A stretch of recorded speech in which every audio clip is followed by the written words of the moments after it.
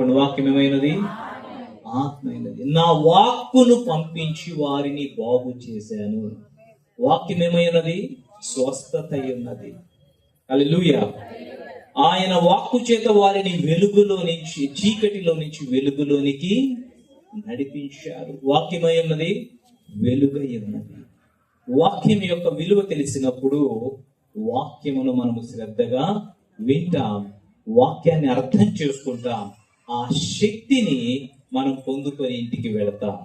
ఎంతమంది శక్తితో ఇంటికి వెళ్ళాలనుకుంటున్నారు? హల్లెలూయా. దేవునికి మహిమ కలుగును గాక. అయితే చదువుకున్న వాక్య భాగంలో నుంచి కొన్ని మాటలు మళ్ళీ చదివి మిమ్మల్ని మనము ధ్యానించాలని ఆశపడుతున్నాను. యెషయా గ్రంథము 9వ అధ్యాయం చదువుకున్నాం, 6వ వచనం ఒకసారి చదువుకుందాం. అలాగే జకర్యా గ్రంథము 9వ అధ్యాయము 9వ వచనము కూడా ఈ సందర్భంలో చదువుకుందాం. యెషయా గ్రంథము 9వ అధ్యాయము 6వ వచనము. ఏలయనగా మనకి శిశువు పుట్టెను, మనకు కుమారుడు అనుగ్రహింపబడెను, ఆయన భుజము మీద రాజ్యభారముండును, ఆశ్చర్యకరుడు, ఆలోచనకర్త, బలవంతుడైన దేవుడు, నిత్యుడగు తండ్రి, సమాధానకర్తయగు అధిపతి అని అతనికి పేరు పెట్టబడను. ఆమేన్ అని చెబుదాం. ఆమేన్. హల్లెలూయా. అలాగే జకర్యా గ్రంథము 9వ అధ్యాయము 9వ వచనం. సియోను నివాసులారా బహుగా సంతోషించుడి, యెరూషలేము నివాసులారా ఉల్లాసముగా ఉండుడి. నీ రాజు నీతిపరుడును రక్షణ గలవాడును దీనుడునై గాడిద పిల్లను ఎక్కి నీ యొద్దకు వచ్చుచున్నాడు. అందరి మాట చెప్పండి, నీ యొద్దకు వచ్చుచున్నాడు. ఇది జకర్యా కాలము నాటి ప్రవచన వాక్యము. ఏ కాలము నాటి? జకర్యా కాలము నాటి ప్రవక్త అయిన జకర్యా పలికిన ప్రవచన. ఇప్పుడు మనమున్న కాలంలో నుంచి వెనక్కి తిరిగి చూస్తే ఈ ప్రవచనము నెరవేర్చబడిన ప్రవచనము. అందుకని లూకా రాస్తూ ఉన్నాడు, ఆ కాలములో నెరవేర్చబడిన కాలములో లూకా రాస్తున్నాడు. లూకా సువార్త 2వ అధ్యాయము 11వ వచనం మనం చదువుకున్నాం. లూకా సువార్త. దావీదు పట్టణమందు నేడు రక్షకుడు మీ కొరకు పుట్టి ఉన్నాడు, ఈయన ప్రభువైన క్రీస్తు. ఇప్పుడు చెప్పండి, నా కొరకు రక్షకుడు. ముందే వినపడుతుంది, వెనపడు ఇంకేం వినపడుతుంది. మళ్ళీ చెప్పండి, నా కొరకు రక్షకుడు పుట్టి ఉన్నాడు. హల్లెలూయా. రక్షకుడు కొరకు లోకము ఎదురు చూడవలసిన అవసరము లేదు. ఎందుకు అంటే రాయబడిన రీతిగా, ప్రకటించబడిన రీతిగా, ప్రవచించబడిన రీతిగా ఈ లోకమునకు రక్షకుడు 2000 సంవత్సరాల క్రితమే ఆయన వచ్చి ఉన్నాడు, ఆయన పుట్టి ఉన్నాడు. హల్లెలూయా. ఆయన. అయితే జకర్యా అంటున్నాడు, ఆయన వచ్చుచున్నాడు కాబట్టి ఏం చేయాలంటే బహుగా సంతోషించండి, ఉల్లాసముగా ఉండండి. ఎదురు చూసే కాలంలోనే నీకు సంతోషం అయితే వచ్చి వేసిన తర్వాత ఇంకెంత సంతోషం ఉంటుంది? బాగా అర్థం కావాలంటే ఆన్లైన్ లో ఒక ఫోన్ పెట్టారు, ఆర్డర్ పెడతారా? ఆన్లైన్ లో ఫోన్ ఆర్డర్ పెట్టారు, ఫోన్ ఇంకా రాలేదు, వస్తుంది, దారిలో ఉంది, రేపు వస్తుంది, ఎల్లుండి వస్తుంది, స్టేటస్ ఇస్తారు. ఓకే, ఇప్పుడు నీ ఫోన్ నీ దగ్గరకు వస్తుంది, నీకు సంతోషం ఉందా లేదా? ఫోన్ ఇంకా రాలా, కానీ అందరికీ చెప్తాం ఏమొస్తుందని, ఫోన్ వచ్చేస్తుంది.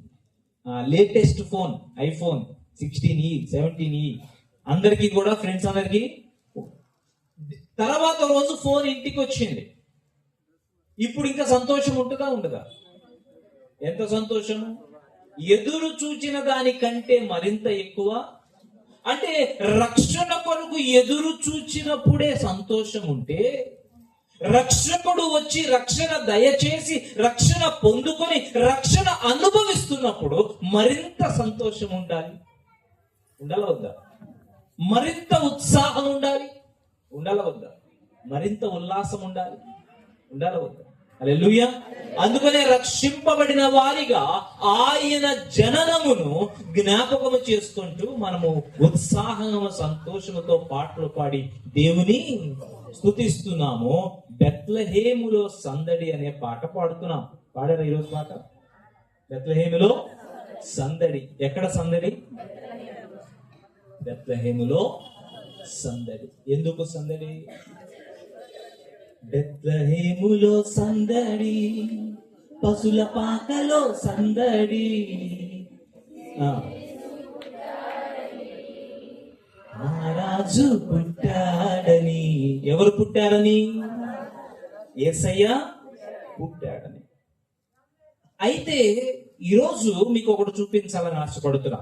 ఆయన వస్తాను అన్నాడు, సంతోషించండి అన్నాడు జకరయ్య. ఆయన వచ్చాడు అన్నాడు. ఆయన వచ్చాడు అని దూతలు ప్రకటించాయి, గొల్లలు సందడి చేశాయి. సందడి. ఇది ఎప్పటి కథ? ఇది ఎప్పటి కథ? పాప ఎప్పుడో అంది. 2000 సంవత్సరాల ప్రస్తుత కాలము మనము దేని గురించి ఆలోచించి సంతోషించాలి? బెత్లెహేము సందడి చేస్తామా? ఇంకా చేయవలసిన సందడి, సంతోషము ఏదైనా ఉన్నదా? చెప్పండి. 2000 సంవత్సరాల క్రితం జరిగిన సంతోషము సంతోషమే, సంబరమే చెయ్యాలి. కానీ ప్రవక్త చెప్పిన మాట ప్రకారము సంతోషము, దూతలు చెప్పిన మాట ప్రకారము సంతోషము కంటే యేసయ్య చెప్పిన మాట మరింత సంతోషాన్ని ఇస్తుంది. అవునా కదా? నమ్మిన వారు చప్పట్లు కొట్టి దేవుని మహిమపరుస్తారు. ఎవరి మాట మనకు కావాలి? ముఖ్యము. ప్రవక్త మాట ముఖ్యమే, సంతోషిద్దాం. దూతల మాట ముఖ్యమే, మరింత సంతోషిద్దాం. యేసయ్య మాట అది సంబరము, అంబరమనంటేటట్లుగా ఉండాలట. హల్లెలూయా. వచ్చుచున్నాడు అన్నారు, వచ్చి ఉన్నాడు అని అన్నాము. ప్రకటన గ్రంథం 22వ అధ్యాయము 12వ వచనం చదివితే, ప్రకటన గ్రంథము 2వ అధ్యాయము, ఇదిగో త్వరగా వచ్చుచున్నాను, వాని వాని క్రియ చొప్పున ప్రతి వానికిచ్చుటకు నేను సిద్ధపరిచిన జీతము నా యొద్ద ఉన్నది. హల్లెలూయా. ఇది ఎవరు చెబుతున్న మాట? ఎవరు చెబుతున్న మాట? అందరూ పెద్దగా. ఎవరు చెబుతున్న మాట? యేసయ్య చెబుతున్న మాట. ఒక మాట చూసాం, జకరియా మాట ఏంటంటున్నాడు? ఆయన వచ్చుచున్నాడు. చూసామా? రెండవ మాట చూసాం, లూకా రాస్తున్నాడు, దూతలు గొర్రెలతో చెప్పిన మాట, ఆయన పుట్టి ఉన్నాడు, ఆయన రక్షకుడిగా మీ కొరకు వచ్చి ఉన్నాడు. 2000 సంవత్సరాల క్రితం మాట చూసాం. కానీ ఇప్పుడు ప్రకటన గ్రంథములో యేసయ్య చెబుతున్న మాట చూస్తున్నాం. ఏమంటున్నాడంటే యేసయ్య, ఇదిగో త్వరగా నేను వచ్చుచున్నాను. ఎంతమందికి ఇష్టం యేసయ్య రావటం? ఎప్పుడు? అది ఎప్పుడు అంట? రేపు వస్తే పర్లేదా? కొంతమంది తలకాయ అడ్డంగా ఊపుతున్నారు, నిలువు ఊపుతున్నారు, ఎటు ఊపితే ప్రాబ్లమో తెలియదు అన్నట్టున్నారు. యేసయ్య వచ్చాడు అనుకోండి, ఏంటి ఇప్పుడు? కొంతమంది అంటారు, ఇప్పుడు ఎందుకయ్యా, రేపు రావచ్చుగా, సంవత్సరం ఆగి రావచ్చుగా, మా పిల్ల పెళ్లి చేస్తాం, 2 నెలలు ఆగి రావచ్చుగా, ఇప్పుడే ఎందుకు అంటే, నేను వచ్చుచున్నాను అని యేసయ్య చెప్పిన మాట ఎంతమందికి నిజంగా సంతోషాన్ని ఇస్తుంది ఈ రోజుల్లో? అది నిజమైన సంతోషం.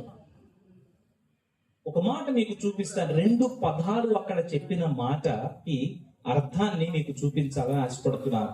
లూకా సువార్తలో అదే సందర్భంలో 2 మాటలు పలకబడినాయి. సౌండ్ మారించండి. లూకా సువార్తలో 2వ అధ్యాయంలో అదే సందర్భంలో 2 మాటలు ప్రకటించబడినాయి. ఆ 2 చాలా మంది ఒకటే అనుకుంటారు, కానీ రెండిటికి చాలా వ్యత్యాసము ఉంది. ఆ వ్యత్యాసం ఏంటో కూడా మనం అర్థం చేసుకోవాలి. చూడండి, ఇక్కడ గొర్రెల కాపరులకి దూత ఒక మాట ప్రకటిస్తూ ఉంది. ఇదిగో చదవండి అమ్మా. అయితే ఆ దూత భయపడకుడి, 10వ వచనం చదువుతున్నాం. అయితే ఆ దూత భయపడకుడి, ఇదిగో ప్రజలందరికీ కలుగబో మహా సంతోషకరమైన సువర్తమానము నేను మీకు తెలియజేయు. ఇది ఎలాంటి సువార్తక? ఎవరికట? ప్రజల అందరికీ కలగబోవు మహాసు. చూడండి, ఒక వార్త ఉన్నదనుకోండి, వార్త అందరికీ సంతోషాన్ని ఇవ్వదు, కొంతమందికి. అదే వార్తలో తేడా లేదు, జరిగిన సంఘటనలో తేడా లేదు. అక్కడ ఒకటే వార్త, ఒకరికి ఒక విధంగా, ఒకరికి ఒక విధంగా. బాగా అర్థం అవ్వాలంటే, మీరు ఒక క్రికెట్ గ్రౌండ్ లో ఉన్నారనుకోండి, క్రికెట్ గ్రౌండ్ లో క్రికెట్ ఆడతారు. ఎవరి మధ్య ఆట ఉంటుంది? 2 క్రికెట్ టీముల మధ్య ఆట ఉంటుంది. ఒక టీం వైపు నచ్చిన వారు కొంతమంది ఉంటారు గ్రౌండ్ లో చూస్తూ, మరొక టీం వైపు నచ్చిన వారు కొంతమంది ఉంటారు. ఇప్పుడు మొదటి టీం గెలిచింది అనుకోండి, ఆ గెలిచిన గెలుపు వార్త గ్రౌండ్ లో ఉన్న వాళ్ళందరికీ సంతోషమా? ఉండదు. ఎవరికి సంతోషం ఉంటుంది? ఆ టీము తరపున వచ్చిన వారికి సంతోషం ఉంటుంది. అదే గెలుపు వార్త ఒక టీం వారికి సంతోషమైతే ఇంకొక టీం వారికి నిరాశ. ఒకటే వార్త, వార్తలో తేడా ఏమి, గెలుపులో తేడా ఏమి లేదు, కానీ వార్త అందరికీ సమానముగా. కానీ దూత అంటున్నారు, ఈ వార్త, ఈ శుభవార్త వారు వీరు అనే సంబంధము లేకుండా ప్రజలందరికీ కలగబోవు మహా సంతోషకరమైన. హల్లెలూయా. దీన్ని అర్థం చేసుకుందాం. ఎంతమంది ఆర్ఎస్ బ్రదర్స్కి వెళ్ళి షాపింగ్ చేశారు? ఎవరు చేయలేదు? మీ ఊర్లో లేదా? కొంతమంది చేశారు. ఎంతమంది సౌత్ ఇండియా షాపింగ్ మాల్కి వెళ్ళారు? వెళ్ళలేదు. మీ ఊర్లో లేదా? సరే, మీ ఊర్లో ఉన్న షాప్కి వెళ్ళి ఎంతమంది షాపింగ్ చేశారు? చేశారు కదా. విజయవాడలో మీరు వెళ్ళి షాపింగ్ మాల్స్కి వెళ్తే, షాపులకి వెళ్తే, పెద్ద పెద్ద షాపింగ్ మాల్లో పెద్ద పెద్ద క్రిస్మస్ ట్రీలు కనపడతాయి కదా. హైదరాబాద్ వస్తే నేను చూపిస్తాను, పెద్ద పెద్ద మాల్లో ఆ మాల్ సైజ్ అంత ట్రీలు, క్రిస్మస్ ట్రీలు పెడతారు. ఏ షాపుకి వెళ్ళినా మెర్రీ క్రిస్మస్, హ్యాపీ క్రిస్మస్ రాస్తారు, స్టార్లు పెడతారు, బొమ్మలు పెడతారు. పెడతారా లేదా? ఓకే. వాళ్ళందరూ క్రైస్తవులేనా? వాళ్ళందరూ ఇప్పుడు కంపెనీలకు వెళ్ళారనుకోండి, కంపెనీల్లో క్రిస్మస్ ట్రీ పెడతారు. క్రిస్మస్ రోజున, క్రిస్మస్ ముందు రోజున ప్లమ్ కేకులు పంచి పెడతారు. వాళ్ళందరూ క్రైస్తవులేనా? హల్లెలూయా. కానీ వారు ఈ క్రిస్మస్, క్రీస్తు జననం అనే వార్తని వారు కూడా సంతోషిస్తున్నారు, వారు కూడా ఆనందిస్తున్నారు. అందుకని ఈ రోజుల్లో ప్రపంచమంతా కూడా క్రీస్తు జననను గురించిన వార్తని విన్నప్పుడు సంతోషిస్తారు. దాని గురించి బాధపడేవారు ఎవరు లేరు. ఎవరు? నమ్మటము నమ్మకపోవటము తర్వాత సంగతి. ఆయన వచ్చాడు అనే రుజువు ఉన్నది, ఆయన పుట్టాడనే రుజువు ఉన్నది, సాక్ష్యం ఉన్నది. ఏంటి సాక్ష్యం అంటే, నీ పుట్టినరోజు అడిగారు అనుకోండి, ఏం చెప్తావు?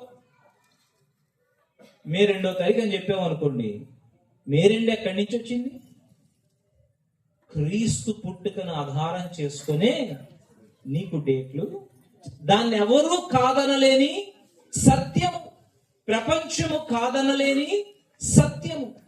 అయితే అందువల్ల క్రీస్తు జననము అన్నప్పుడు అందరికీ సంతోషమే, అందరికీ ఆనందమే. హల్లెలూయా. అందుకనే దూత చెబుతున్న మాట ఏంటంటే, ప్రజలందరికీ కలగబోవు మహా సంతోషకరమైన ఏంటది?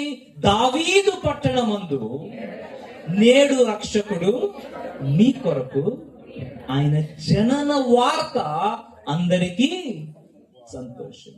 అక్కడ ఆగుదాం కాసేపు. ఎంతమందికి సంతోషం అన్నా? అందరికీ. ఆ మాట అంత చెప్పండి. ఎంతమంది సంతోషము? అందరికీ. అందరికీ సంతోషంగా ఉన్నవాళ్ళు సంతోషంగా చెప్పాలి. అందరికీ బిగ్గరగా చెప్పాలి. సంతోషం కావాల్సిన వాళ్ళు ఇంకా సంతోషంగా చెప్పాలి. సంతోషం అనే పేరు ఎవరికన్నా ఉంటే ఇంకా పెద్దగా చెప్పాలి. మీ పేరు సంతోషం. హల్లెలూయా. సరే, అయితే ఇక్కడ ఒక మాట అర్థం చేసుకోవడానికి ప్రయత్నం చేద్దాం. దూత ప్రజలందరికీ సంతోషం అని చెప్పింది కదా, ఆ తర్వాత ఏం జరిగిందో గమనించండి. ఆ తర్వాత నేడు రక్షకుడు మీ కొరకు, ఈయన ప్రభువైన దానికిదే ఒక శిశువు పొత్తి గుడ్డలతో చుట్టబడి ఒక తొట్టిలో పండుకొని ఉండుట మీరు చూచెదరని వారితో చెప్పాను. వారితో చెప్పాను. 18వ వచనం చూస్తే, గొర్రెల కాపరులు తమతో చెప్పిన సంగతులను గూర్చి విన్న వారందరూ మిక్కిలి ఆశలు. అయితే మరియ ఆ మాటలన్నీ తన హృదయంలో తలపోసుకొని అంతటా ఆ గొర్రెల కాపరులు తమతో చెప్పబడినట్లుగా తాము విన్న వాటిని, కన్న వాటిని గూర్చి దేవుని మహిమపరచు స్తోత్రము చేసు తిరిగి, అంటే సంతోషముతో తిరిగి, సంతోషముతో. అయితే ఇక్కడ ఆ మాట చెప్పిన తర్వాత, ఆనవాలు చెప్పిన తర్వాత 13వ వచనం నుంచి ఏం జరిగింది చూద్దాం. వెంటనే ఎప్పుడంటే వెంటనే పరలోక సైన్య సమూహము ఆ దూతతో కూడా ఉండి సర్వోన్నతమైన స్థలములలో దేవునికి మహిమయు ఆయనకిష్టులైన మనుషులకు భూమి మీద సమాధానమును కలుగును గాక అని దేవుని స్తోత్రము చేయుచుండెను. దేవుని గొర్రెల కాపర్లకు చెప్పట్లేదు, గమనించండి. ఈ మాట గొర్రెల కాపర్లకు చెప్పారా? కాదు. పరలోక సైన్య సమూహము దూతతో కూడా ఉన్నారు, కానీ గొర్రెల కాపరులకు ఈ మాట చెప్పట్లేదు. వారు దేవుని మహిమపరుస్తున్నారు. వారన్న మాట ఒకసారి గమనించండి. సర్వోన్నతమైన స్థలములలో దేవునికి మహిమ, ఆయన ఇష్టులైన మనుషులకు భూమి మీద సమాధానమును కలుగును గాక. హల్లెలూయా. ఏం కలుగును గాక? పెద్దగా పెద్దగా. ఇందాక ఏం కలుగుతుందన్నా? పెద్దగా. ఇందాక ఏం చెప్పారు గొర్రెల కాపర్లకి? సంతోషం అని చెప్పారు. అందరికీ మళ్ళీ అడుగుతున్నాను, ఇందాక ఏమని చెప్పారు? సంతోషం అని చెప్పారు. ఎవరికి చెప్పారు? ఎవరికి చెప్పారు? గొర్రెల కాపర్లు. ఏమని చెప్పారు? అది ఎవరికి సంతోషమట? ప్రజలందరికీ సంతోషం. కానీ ఇక్కడ ఒక మాట అక్కడ ప్రకటించబడింది, పలుకబడింది. గొర్రెల కాపర్లకి కాదు, దేవునికి మహిమ చెల్లిస్తూ. ఏమనంటే, వారు సంతోషము గురించి మాట్లాడట్లేదు, వారు సమాధానము గురించి మాట్లాడారు. రెండవది ఏంటి? ఈ సమాధానం ఎవరికి? ప్రజలందరికీ సమాధానము అని వారు చెప్పలేదు. చెప్పారా? చెప్పలేదు. సంతోషము వేరు, సమాధానము వేరు. ఈ రెండింటిని గుర్తించాలి. క్రిస్మస్ పండుగ సంతోషమే. ఒకవేళ నీకు క్రిస్మస్ సంతోషముగా నువ్వు తీసుకుంటే, అది క్రిస్మస్ నెలలో క్రిస్మస్ రోజు వరకే ఉంటుంది. హల్లెలూయా. అయితే క్రీస్తు వచ్చిన కారణము తెలుసుకొని ఆయనను అంగీకరిస్తే నీలో సంతోషము కాదు, అది సమాధానముగా నీలోకి వస్తుందట. ఎవరిలోకైతే క్రీస్తు సమాధానకర్తగా వారిలోకి వస్తాడో వారు 365 రోజులు సంతోషముగా ఉంటారు. చప్పట్లు హల్లెలూయా. ఒకరోజు సంతోషము కావాలా, 365 రోజులు సమాధానము కావాలా? ఏంటో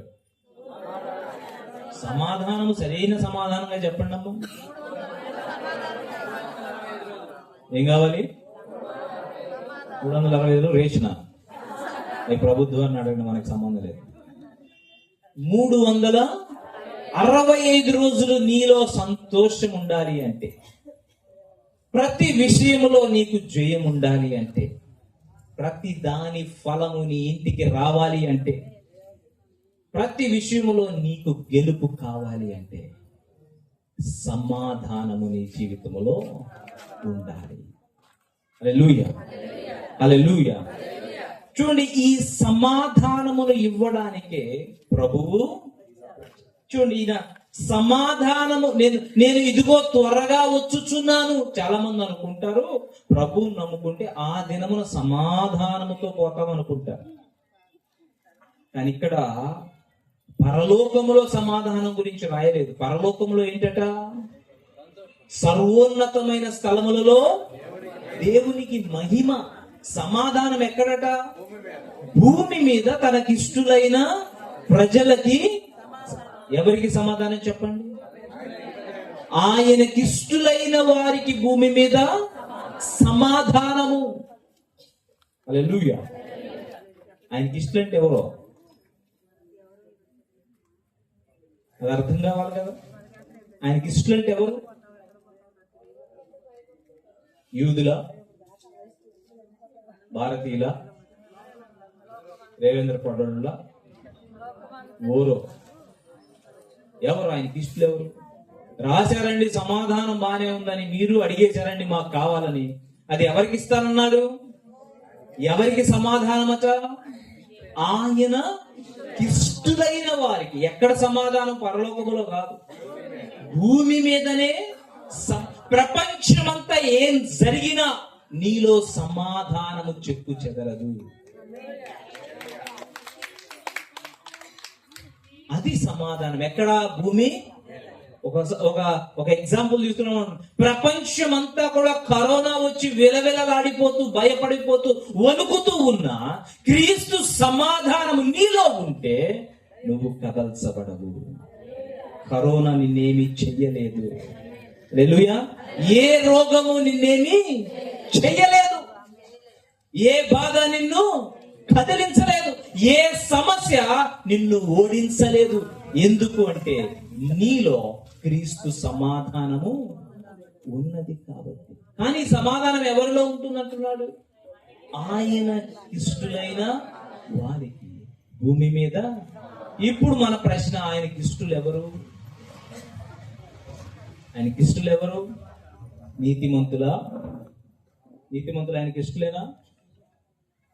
పాపులా? పాపులు ఆయనకి ఇష్టలా? నేను పాపుల కొరకే వచ్చి తినన్నాడు కదా, అంటే పాపులు ఇష్టలా? ఎవరు ఆయనకి ఇష్టలు? బైబిల్ చాలా చక్కగా రాయింది. విశ్వాసము లేకుండా దేవునికి ఇష్టలై ఉండుట అసాధ్యము. ఇప్పుడు ఆయనకి ఇష్టలైన వాళ్ళు ఎవరు? విశ్వాసం ఉంచిన వాడు ఆయనకి ఇష్టడట. ఎవరైతే విశ్వాసం ఉంచుతున్నాడో వారు ఇష్టలుగా భూమి మీద వారికి ఏం కలుగుతుందట? సమాధానము కలుగుతుందట. హల్లెలూయా. అందుకని ఇది పైన సంతోషం ఎవరికి? ప్రజలందరికీ. చెప్పండి, పైన సంతోషం ఎవరికి? కింద సమాధానం ఎవరికి? ఎవరు ఆయనకి ఇష్టలు? విశ్వాసులు. విశ్వాసులే. అందుకని ఆయనకి ఇష్టలుగా మార్చాలంటే ఏం చేయాలంటే, నువ్వు ముందుగా క్రీస్తుని రక్షకుడిగా నమ్మాలి. ఆయన నా రక్షకుడు అని ఎప్పుడు నువ్వు నమ్మితే సమాధానము నీ కొరకు సిద్ధముగా ఉన్నది. ఆ సమాధానములో నువ్వు నడవచ్చు, ఆ సమాధానములో నువ్వు ఎదగచ్చు. హల్లెలూయా, హల్లెలూయా. ఉండటం మాత్రమే కాదు, ఎదగటం కూడా ఉన్నది. చూడండి, అందుకని ఈ సమాధానము కొరకు, దేని కొరకు? తనకిష్టులైన వారికి ఆ సమాధానము కొరకు దేవుడు ఎందుకు వచ్చాడో చెబుతూ ఉన్నాడు. ఒక 3 చూపిస్తాను, ఆయన ఎందుకు వచ్చారో, ఏమి చేశారో. ఇవి కనుక మీ జీవితంలో కనబడితే సమాధానము మీ జీవితంలో నుంచి పోనే. సమాధానము ఎవరు చెరపలేరికే. ఇది తెలిస్తే చూడండి, మొదటిగా చూస్తే ఆయన ఎందుకు వచ్చారు. యోహాను సువార్త 10వ అధ్యాయము 10వ వచనం. యోహాను సువార్త 10వ అధ్యాయము 10. దొంగతనమును, హత్యను, నాశనమును చేయుటకు వచ్చును కాని మరి దేనికి రాడు. అక్కడి నుంచి గొర్రెలకు జీవము కలుగుటకును, అది సమృద్ధిగా కలుగుటకును నేను వచ్చి తినని మీతో నిశ్చయముగా నేను వచ్చి తినని. ఎవరంటున్నారు ఆ మాట? నేను వచ్చాను. రక్షకుడు మీ కొరకు పుట్టి ఉన్నాడు. చూడండి, ఇందాక చెప్పారు కదా, యేసయ్య నా కొరకు వచ్చాడు అని చెప్పారా లేదా? హల్లెలూయా. ఇప్పుడు ఆయన ఎందుకు వచ్చారంటున్నాడో మనం తెలిస్తే, ఆయన యందు విశ్వాసం ఉంచు వారిలో ఏమున్నదో మీకు అర్థమవుతుంది. ఏమంటున్నాడు ఆయన? గొర్రెలకు జీవము కలుగుటకును, సమృద్ధిగా కలుగుటకును నేను వచ్చి తినని మీతో నిశ్చయముగా. చూడండి, ఇప్పుడు మనము గుడ్ ఫ్రైడే రోజు మనం ధ్యానం చేస్తాం. శిలువ మీద పలికిన 7 మాటలు గుర్తున్నాయి కదా. అందులో ఒక మాట సమాప్తమైనది. ఎన్నో మాట? Very good. చూడండి, శిలువ మీద యేసు ప్రభు వారి మాట చెప్తున్నారు. ఏమని? ఏం సమాప్తమైంది? ఆయన వచ్చిన పని. అంతే కదా. పని అవ్వకుండా ఎవరైనా అయిపోయిందంటారా? మన పిల్లలు చెబుతారు, పక్కన పెట్టండి. పని అవ్వకుండా ఎవరు చెప్పరు. పని అయిపోతే ఆయన అంటున్నారు, నేను వచ్చిన పని. ఇక్కడ అంటున్నారు యోహాను సువార్తలో, నేను ఎందుకు వచ్చాను? గొర్రెలకి జీవమును, సమృద్ధి అయిన జీవమును ఇచ్చుటకు నేను వచ్చాను. ఇప్పుడు ఇచ్చాడా? అయిపోయిందా? అయిపోలేదా? అయిపోయిందా? ఇంకా అవ్వాలా? అది నీలో ఇప్పుడు ఏముంది? నీలో ఏముంది? కన్ఫ్యూజ్ అవుతున్నారా? విశ్వసించిన వానిలో, ఆయనకి ఇష్టమైన ప్రజలలో సమాధానం ఉంటుంది అన్నారు. ఆ సమాధానానికి మూలమైనది ఏం కావాలంటే జీవము కావాలి. అది సమృద్ధి అయిన ఇక్కడ జీవము, అలాగే నిత్య జీవము. అది అయిపోయిందా? ఇంకా అవ్వాలా? అది అయిపోయింది. It is finished. అది అయిపోయింది, సమాప్తము చేయబడింది. నమ్మిన క్షణంలోనే నీలోకి ఏమొస్తుంది? జీవము వస్తుంది. హల్లెలూయా. జీవము అన్నాడు, అది ఇంకా సమృద్ధి అయినా. చూడండి, ఇక్కడ చిన్న మాట, నేను జీవమును, సమృద్ధి అయిన జీవమునిచ్చుటకు వచ్చింది అన్నాడు కదా. యేసయ్య రాకముందు మనుషులు ఉన్నారా? లేరా? ఉన్నారు కదా. ఏదో అనుమానంగా చూస్తే నాకు డౌట్ వచ్చింది. యేసయ్య రాకముందు మనుషులు ఉన్నారా లేదా? బ్రతికారా లేదా? పెళ్లిళ్ళు చేసుకున్నారా లేదా? పిల్లలకి అన్నారా లేదా? వాళ్ళకి అన్నారు కాబట్టి మేము ఉన్నాం అంటారా?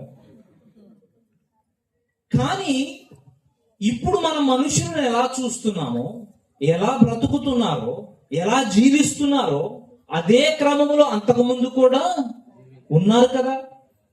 మరి ఇప్పుడు యేసయ్య వచ్చి జీవం ఇస్తాను అన్నప్పుడు వారికి మనకి ఏంటి తేడా? అంటే ఒకటి ప్రశ్న వేసుకోండి, నేను వచ్చి ఇవ్వడానికి వచ్చానన్నప్పుడు అంతకుముందు ఉందా లేదా? అది అంతకుముందు ఉందా లేదా? లేదు. లేదు కాబట్టే నేను ఇవ్వడానికి, ఉన్నదాన్ని ఎవరు ఇవ్వడానికి రారు. అంటే అంతకు ముందు లేనిదేదో క్రీస్తు వచ్చిన తర్వాత, క్రీస్తుని నమ్మిన తర్వాత నీలో కొత్తగా ఈ ప్రపంచంలో లేనిది ప్రారంభమైంది అని అర్థం. హల్లెలూయా. ప్రపంచములో అంతకు ముందు మనుషులు అనుభవించలేనిది, చెయ్యలేనిది నీలో ఏదో ప్రారంభము అయింది. హల్లెలూయా. జీవము అన్నప్పుడు ఒక చెట్టు ఉందనుకోండి, ఆ చెట్టు ఈ సంవత్సరం ఫలం ఇచ్చింది, ఓకే. నెక్స్ట్ ఇయర్కి మళ్ళీ ఫలం ఇవ్వలేదు అనుకోండి, ఏమంటాం? జీవం తగ్గినట్ట పెరిగినట్ట? చెప్పండి. ఆకులు పచ్చగానే ఉన్నాయండి. ఆకులు ఎలా ఉన్నాయి? పచ్చగానే ఉన్నాయి, నీడేస్తుంది కదా. కానీ మనం ఏమంటా? జీవము పెరిగినట్ట, ఆ జీవము తగ్గినట్ట? ఫలాలు అంటే ఆ చెట్టు, ఆ విత్తనం యొక్క స్వభావం ఏంటంటే ఫలాన్ని ఇవ్వడమే దాని స్వభావము. దాని స్వభావరీత్యా అది పని రావట్లేదు అంటే దానిలో జీవము లేనట్టే. హల్లెలూయా. అందుకని జీవము అని యేసుప్రభు వారు వదిలిపెట్టలేదు.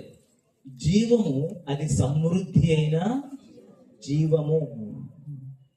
చూడండి, ఒకడిలో సమాధానము ఎప్పుడు వస్తుంది?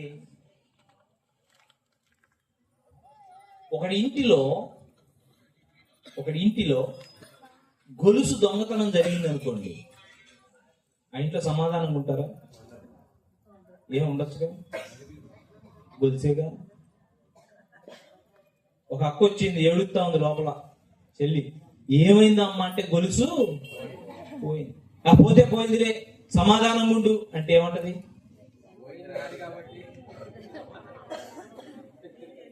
అని చూడండి, ఎప్పుడైనా ఏమంటారు? పోతే పోయిందిలే, దిక్కుమాలిన గొలుసు, దానికి తేడుతావా? సమాధానం ఉంటుందా? ఉండనే ఉండదు. అదేందక్క గొలుచుకోవటం, నీ గొలుచుకోవటానికి వీలు లేదు, ఎలాగో దాన్ని అంత తీరుద్దాం, సీసీ కెమెరా ఉందో చుట్టూ చూడు అని సీసీ కెమెరాలో చూసి ఆ దొంగతనం చేసిన దొంగని పట్టుకొని ఆ గొలుసు తీసుకొచ్చి మళ్ళీ ఆవిడకి ఇచ్చారనుకోండి, ఏముంటుంది? వాళ్ళ ఆయన చేతిలో దెబ్బలు తప్పుతాయి. ఫస్ట్ ఏముంటాయి? సమాధానం దేవుడు ఎరుగు, ముందు నాకు దెబ్బలు తగ్గుతాయి. థ్యాంక్స్ అప్పు, నీకు సీట్ ఇస్తా, ఇప్పుడు కాదు క్రిస్మస్ కి. నీలో ఉన్నది నీది అన్నది పోయినప్పుడు సమాధానముగా ఎవడు ఉండలేడు. అందుకని ఇక్కడ ఏమన్నాడు? దొంగ దోచుకొనడానికి, నాశనము చేయడానికి, నరహత్య చేయడానికే వాడు వస్తాడు, కానీ మరి దేనికి? నేను జీవమును, సమృద్ధి అయిన జీవమును ఇవ్వడానికే, సమాధానమును ఇవ్వడానికే వచ్చి ఉన్నాను. అంటే దొంగ దోచుకున్న తర్వాత పోతే పోయినలే, నువ్వు ఉండు అని యేసయ్య ఎప్పుడు చెప్పాడు. దొంగ దొంగిలించిన ప్రతిదీ నయా పైసాతో సహా నీకు చెల్లించి తీరాల్సిందే. వాడు ఇన్ని సంవత్సరాలు నిన్ను మోసము చేసి, ఒకవేళ నీ వ్యాపారములో, ఉద్యోగంలో, ఇంటిలో, పిల్లల విషయంలో ఏమి దొంగిలించాడో నాకు తెలియదు, కానీ యేసయ్య మాట ప్రకారం చెబుతున్నా, వాడు నీకు తిరిగి చెల్లించాల్సిందే. నీలో నీ సమాధానము స్థిరపరచవలసిందే. ఎందుకు అంటే యేసయ్య అన్నాడు సమాప్తమైనది, ఇంకా మళ్ళీ చేయాల్సిందేమీ లేదు. ఒక్కటే, నువ్వు ఎవరికి సమాధానము? ఆయనకి ఇష్టలు. ఎవరు ఆయన ఇష్టలు? విశ్వాసం. అది నువ్వు నమ్మితే, నాది నాకు వస్తుంది అని నమ్మితే, ఇక అపవాదికి నా ఇంటిలో, నా ఉద్యోగములో, నా పిల్లల విషయంలో, నా వివాహ విషయంలో, నాది అన్న ఏ విషయంలో అయినా అపవాది ఏళ్ళు పెట్టడానికి వీలు లేదు అని ఖచ్చితంగా నువ్వు హెచ్చరించగలిగితే, హల్లెలూయా, 2026 గడిచిన సంవత్సరాల లాగా ఉండబోదు. నీ ఇల్లు నీకు వస్తుంది, నీ భూమి నీకు వస్తుంది, నీ పిల్లలు నీ ఇంటికి వస్తారు, నీ ఉద్యోగం నీకు తిరిగి వస్తుంది, నీవు కోల్పోయినవన్నీ కూడా తిరిగి చెల్లించే కాలము వచ్చి ఉన్నది. అదే క్రిస్మస్ సందేశము, అదే క్రీస్తు తెచ్చిన సమాధానము. నమ్మిన వారు చప్పట్లు కొట్టే నమ్మితే ఎవరికి సమాధానము? నమ్మితే నమ్మిన వారికి. ఈ మాట నువ్వు నమ్మి ఇంటికెళ్ళో 2020 వరకు ఆగద్దు, రేపే కార్యము చూస్తావు. నమ్మితే రేపే నువ్వు కార్యము చూస్తావు. నీలో జీవము పని చేయడము చూస్తావు. నీలో ఉన్న జీవింపచేయు ఆత్మ పని చేయడము చూస్తావు. అదే పలకండి, నాది నాకే ఉంటుంది అని ప్రకటించండి. దేంతో ప్రకటిస్తారు? విశ్వాసముతో ప్రకటిస్తారు. విశ్వాసముతో. 2 చూడండి, ఇక్కడ ప్రకటన గ్రంథం 22వ అధ్యాయం కదా. మళ్ళీ ఆయన వస్తానన్నాడు కదా. చూడండి, ఆయన వచ్చాడు, సమాప్తము చేశాడు. ఆ తర్వాత మళ్ళీ నేను త్వరగా వచ్చుచున్నాను అన్నాడు. ఆ మాట చదువుదాం. ఇదిగో త్వరగా వచ్చుచున్నాను, వాని వాని క్రియ చొప్పున ప్రతి వానికిచ్చుటకు. నేను సిద్ధపరిచిన జీతము నా యొద్దకు, నా యొద్ద ఉన్నది, నా యొద్ద. చూడండి, యేసయ్య జననము మనకేం తెచ్చిందంటే జీవము తెచ్చింది. మొదటిగా అందరూ చెప్పండి, యేసయ్య జననం ఏం తెచ్చింది? జీవము తెచ్చింది. 2, యేసయ్య జననం మనకి ఏం తెచ్చింది? తేబోతుంది, జీతము తేబోతుంది. హల్లెలూయా. ఎంతమందికి జీతం అంటే ఇష్టం? అందరికి ఇష్టమేనా? 1వ తారీఖు ఎంతమందికి ఇష్టం? ఆ రోజు లేదు, సినిమా వచ్చింది, అమ్మో 1వ తారీఖు, వామ్మో 1వ తారీఖు, నాకు గుర్తు లేదు కానీ కదా. వెరీ గుడ్, చాలా మందికి తెలుసు. అమ్మో 1వ తారీఖు అని ఎవరు అనరు. 1వ తారీఖు కొరకు ఎదురు చూస్తూ, ఏముంది 1వ తారీఖులో? జీతం. సంతోషమేనా? జీతం అందరికీ సంతోషం. హల్లెలూయా. యేసయ్య అంటున్నాడు, ఏం చేస్తానంటున్నాడు? ఏమంటున్నాడు? జీతము తెస్తా. జీవముకి జీవము జీతము కాదు. జీవము జీతము, జీవము ఉచితము. అది ఎవరు కూడా సంపాదించలేరు, అది ఎవరు కూడా సంపాదించలేరు. అందుకని ఎఫెసీయులకు రాసిన పత్రికలో ఏమంటారు? ఎలా రక్షింపబడ్డారట? ఎలా జీవం వచ్చిందట? విశ్వాసము ద్వారా కృపచేతనే రక్షింపబడ్డాము. అక్కడ క్రియల వలన కానే కాదు. కానీ జీతము ఎప్పుడు కూడా అది ఉచితము కాదు.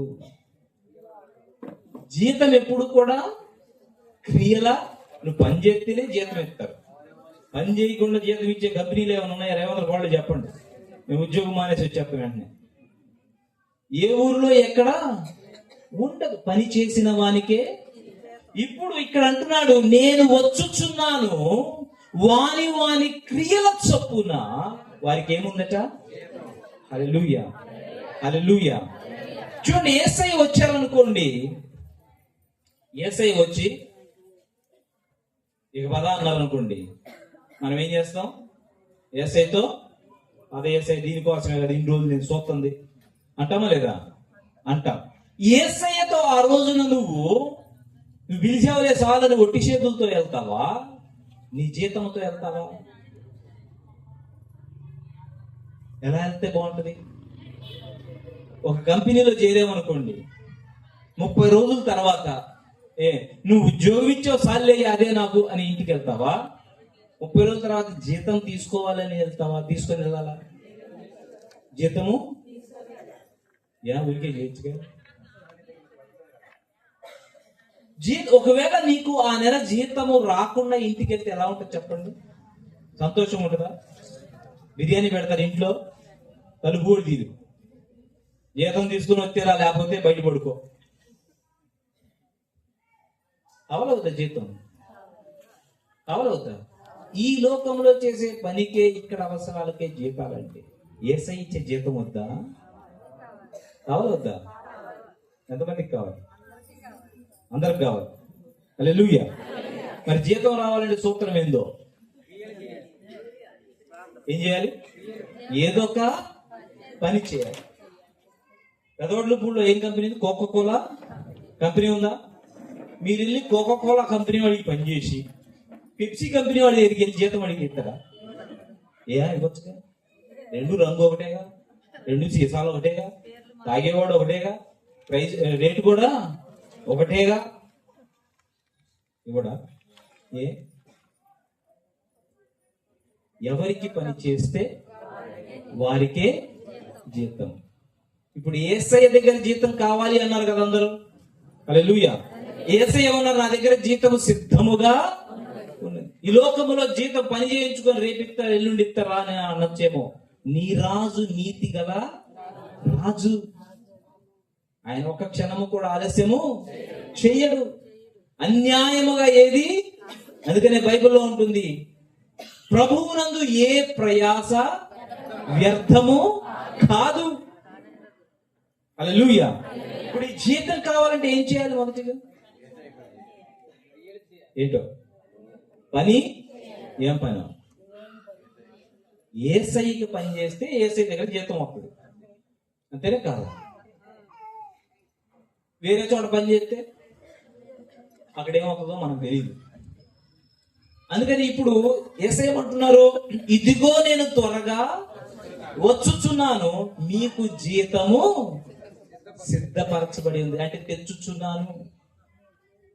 చెప్పండి, నా కొరకు యేసయ్య జీతము తెస్తున్నాడు. హల్లెలూయా. అందుకనే రక్షణ ఉచితము. నిన్నెవరు ఎక్కడ ఆపరు, నువ్వు యేసయ్యతో వెళ్తావు. హల్లెలూయా. అయితే నువ్వు వడ్డీ చేతులతో వెళ్ళాలా, నిండు సంచితో వెళ్ళాలా? ఎవరు నిర్ణయించుకోవాలి? చెప్పాలి. ఎవరు నిర్ణయించాలి? ఒక నిర్ణయం తీసుకోండి. 2026లో ఏదో ఒక చిన్న పని నా యేసయ్య కోసం నేను చేస్తాను. చిన్నది పెద్దది తర్వాత సంగతి. చిన్నది పెద్దది ఏదో ఒక చిన్నది, ఇది యేసయ్యకి చేసిన పని అన్నట్టుగా ఏదో ఒక క్రియ నీ జీవితంలో కనబడి తీరాలి. నీకు గొప్ప జీతం వస్తుందనే సంతోషంతో నువ్వెప్పుడు ఉండాలి. హల్లెలూయా. అందుకనే మొదటిగా యేసయ్య జననం మనకి జీవమును తెచ్చింది. యేసయ్య జననం మనకి జీతము తెస్తూ ఉంది. సంతోషమేనా? పని చేయితే ఏం సంతోషం ఉంటుందండి? ఏదో వచ్చాము కేక్ ఇచ్చి పంపిస్తే బాగుంటది కానీ పని చేయమంటారా? ఏ పనైనా చేయడానికి సిద్ధపడండి. ఎందుకంటే పని ఇచ్చిన వాడే నీకు శక్తిని ఇస్తాడు. పని ఇచ్చిన వాడే నీకు జ్ఞానాన్ని ఇస్తాడు. పని ఇచ్చిన వాడిని నీకు అనుకూలతని ఇస్తాడు. పని ఇచ్చిన వాడే పనికి కావలసిన పనిముట్లన్నీ కూడా ఇస్తాడు. ఆయన అన్యాయస్తుడు కాదు. మీరు నమ్మకముతో నా యజమానుడు యేసయ్య అని ముందుకు వెళ్తే అక్కడ నువ్వు దీవించబడతావు. ఏసైపానంగానే పొద్దున్నే జకరయ్య గారి దగ్గరకు వచ్చి ఏదో పని అయ్యండి మాకు అన్నమాకండి. ఆయనకి చేయాల్సిన పనులు ఆయనకుంటే ఆయన ఎవరికి అప్పచెప్పాలి అయ్యి చూడండి. ఒక ఉదాహరణ, నీకు ఇచ్చిన పని నువ్వు శ్రద్ధగా చేస్తే అది యేసయ్యకి చేసినట్టు.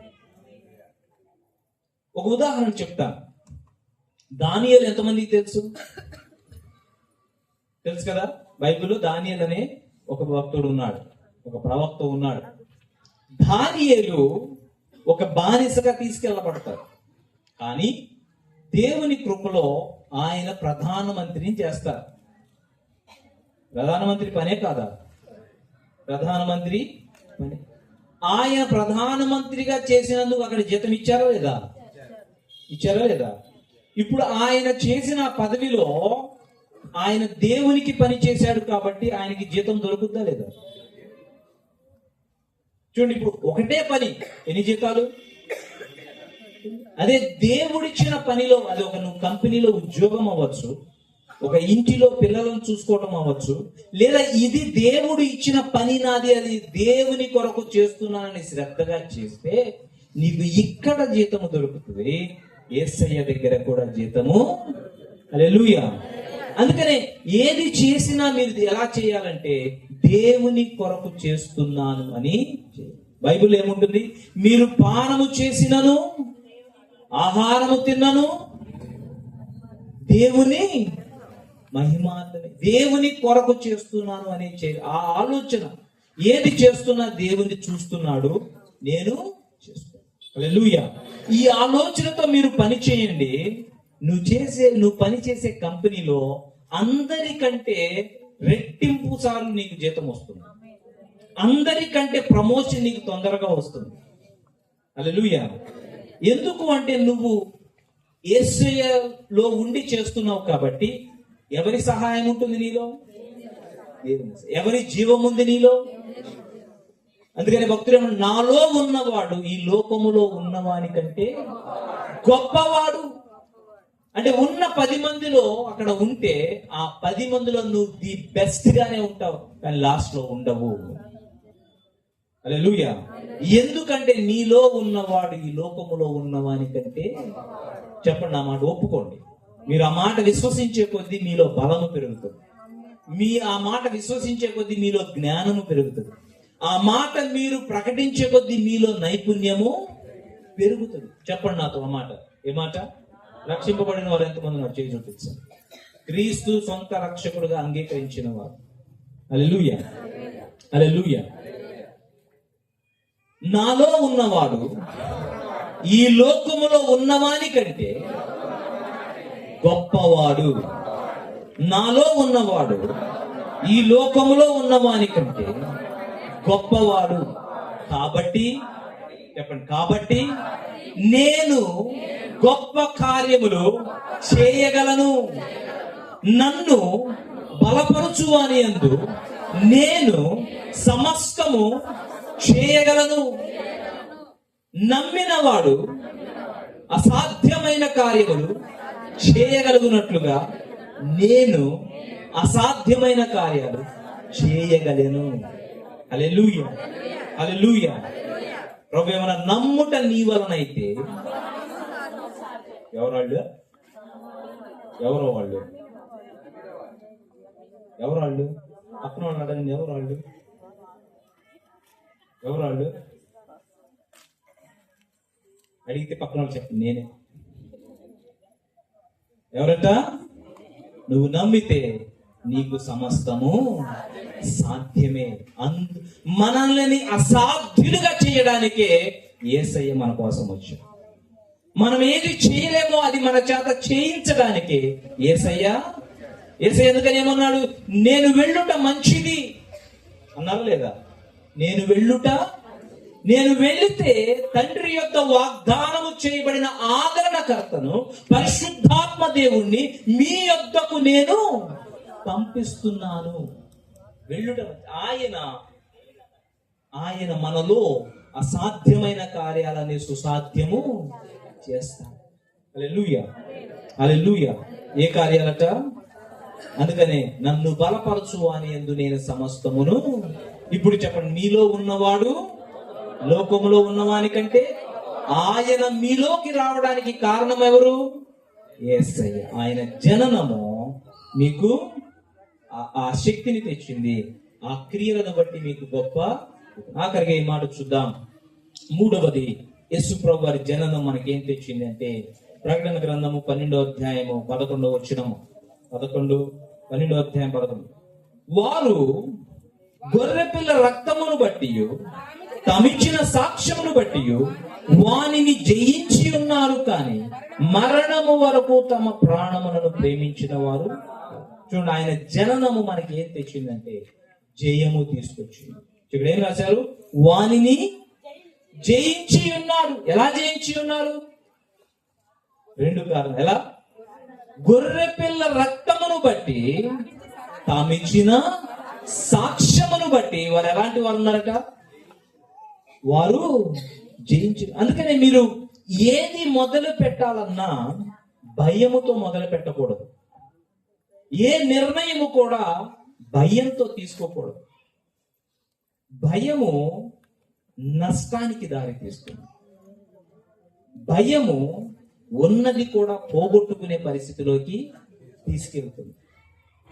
సమాధానముతో, క్రీస్తునందు ధైర్యముతో నువ్వు చేసే ప్రతి పని నీకు జయాన్ని తీసుకొస్తుంది. అది నీ నమ్మకాన్ని చూపిస్తుంది, నీకు జయాన్ని. అందుకనే ప్రభు ఈ మాట చాలా స్పష్టంగా చెప్పారు. ఏమనంటే, పిరికితనము గల ఆత్మను నేను చూడండి, ఏ ఆత్మ ఇవ్వలేదట? అందరూ చెప్పండి, ఏ ఆత్మను ఇవ్వలేదు? పిరికితనము గల ఆత్మను నేను ఇవ్వలేదు. చూడండి, పిరికితనాన్ని, భయాన్ని దేవుడు ఏం చెబుతున్నాడంటే అది ఒక ఆత్మ అంటున్నాడు. ఎంతమందిలో భయం ఉంది? ఇప్పుడు చెప్పరు, నాకు తెలుసు కదా. భయము కనపడితే అది దేవుని ఆత్మ కాదు. మరి దేవుని యొద్ద నుంచి రాని ఆత్మ అది ఏ ఆత్మ?